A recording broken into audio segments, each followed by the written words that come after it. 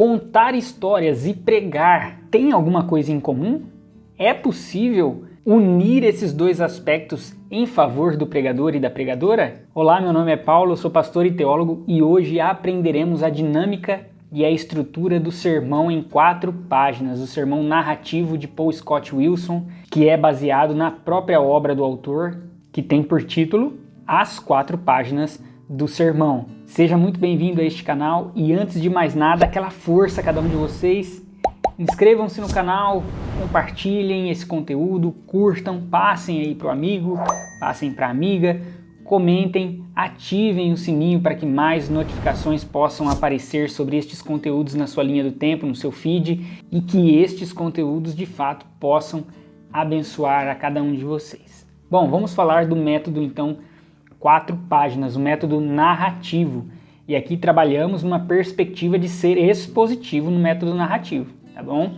Lembra, o expositivo é uma filosofia, é uma essência, ele não é, dentro do nosso conceito, ele não se encaixa de fato em um método. Você pode pregar expositivamente em muitos métodos diferentes, e isso é maravilhoso.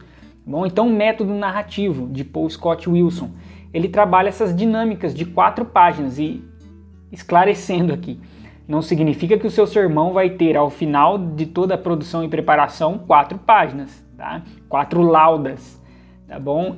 São os movimentos, nós poderíamos dizer, são 4 movimentos que o autor trabalha, né? O meu sermão aí, ele tem mais de quase 10 páginas, às vezes 11, 12 páginas aí dentro do método 4 páginas, tá bom? Então são os 4 movimentos, se ficar mais fácil de ser entendido aí. As 4 páginas do sermão. Em que consiste então essas 4 páginas? Consistem em, na página número 1, encontrar o problema lá na realidade bíblica, lá no texto bíblico. Então você estudou o texto, você fez exegese, você fez hermenêutica, você atribuiu as perguntas pertinentes ao texto para a interpretação dele e você descobriu então qual é o problema do texto. Lá no texto, de que forma aquele problema se personifica na vida daquelas pessoas. O problema ou a dificuldade é sempre algo que deriva do pecado, diretamente ou indiretamente também.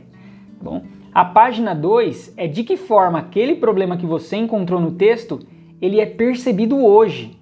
Então aqui você entra nas aplicações. Na página 1 é a exposição do texto na identificação da problemática pela qual o seu texto se insere. A página 2 é de que maneira nós percebemos aquele problema hoje, de que forma suas nuances, seus formatos são percebidos hoje. Na página de número 3 é a identificação da graça, da manifestação da graça de Deus revelada no texto, de que forma Deus vem solucionar, agraciar as pessoas, ajudando, direcionando, mostrando que existe boa nova, não se encerra no problema. A graça de Deus é superabundante sobre a realidade do pecado. E na página 4, então, na mesma dinâmica, a página 3 é a exposição do texto mostrando a graça de Deus, na página 4 é a identificação da graça de Deus hoje, na nossa realidade contemporânea.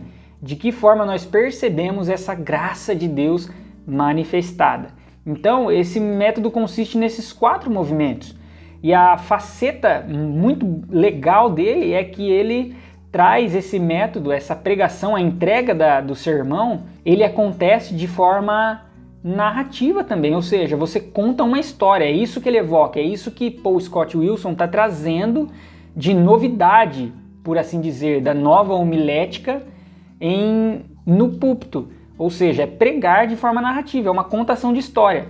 É você ali traçar um enredo e você começar essa contação de história e você levar o seu ouvinte ali a perceber dentro dessa contação de história todas essas realidades que nós abordamos aqui. Tá? Não são todos os textos que vão encaixar, embora o autor ele trabalhe essa questão de encaixar as epístolas e outros aspectos da literatura dentro da narrativa, é necessário que se tenha um cuidado, porque se ele evoca esse aspecto narrativo, quando você vai abordar algumas outras literaturas, você pode trazer essa dificuldade na hora da entrega do sermão. É um sermão que você precisa trabalhar narrativamente e você acaba trazendo ali de maneira muito dedutiva. e ele acaba perdendo a essência pela qual de fato ele foi criado, que é a contação de história.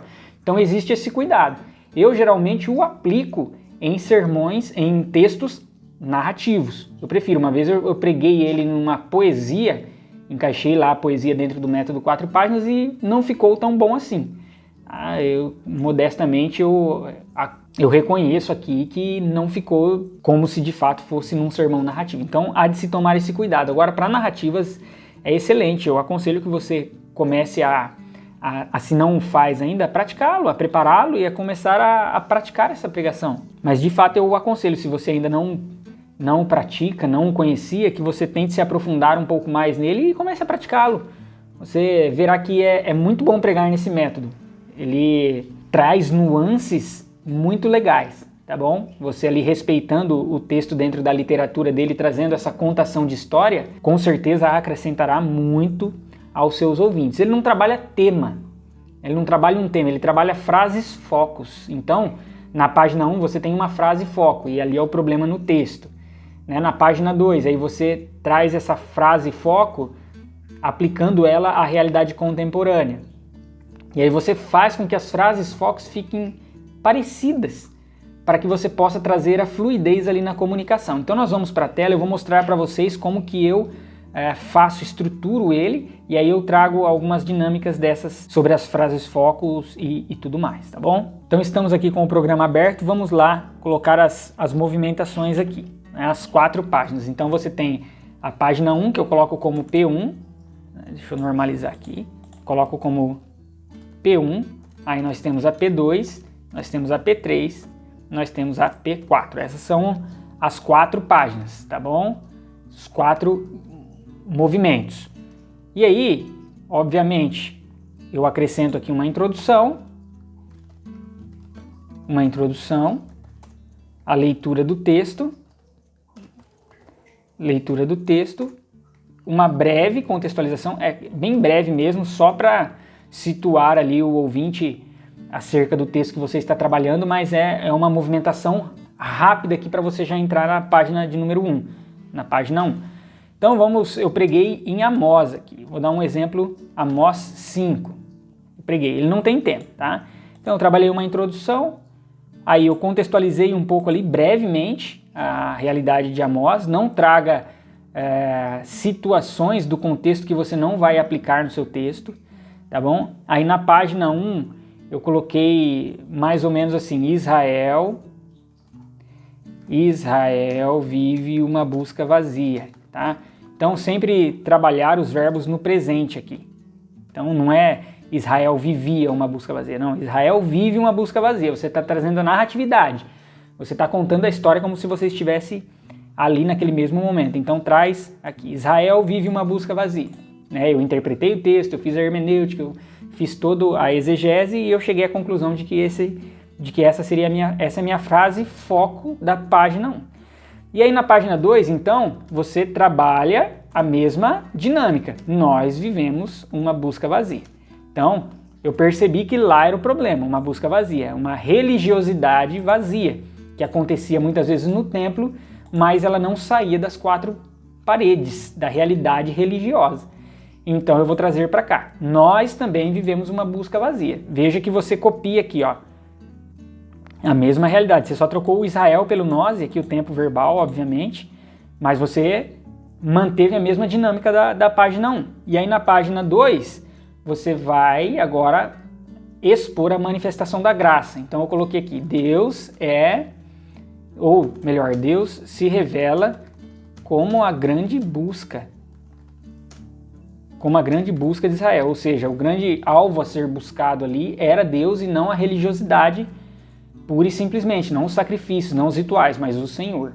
Então eu trabalhei dentro dessa dinâmica de frase e foco, e aí na página 4, Cristo se revela como a nossa grande busca. Então veja, mantive a mesma dinâmica aqui e troquei aqui o sujeito, porque o que acontece? Aqui eu coloco a ponte cristocêntrica.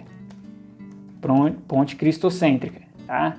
Aqui eu trabalho a inserção do Evangelho, estou pregando num texto do Antigo Testamento, de que forma o Evangelho pode se encaixar aqui. Então eu vou trabalhar aqui a ponte cristocêntrica, e aí eu porque faz parte da exposição do texto ainda. Veja, a página 3 é a exposição do texto, aí eu entro na ponte cristocêntrica, ainda buscando ali amparo no Novo Testamento, em realidades do Novo Testamento, textualmente falando, para poder trazer a abordagem do Evangelho, mostrar que Cristo é suficiente, que nós não damos conta de buscá-lo sem que Ele nos alcançasse primeiro e mostrasse a graça dele, enfim. Trabalhei toda essa realidade. E aí a página 4 eu coloquei, então, com isso, Cristo se revela como a nossa grande busca.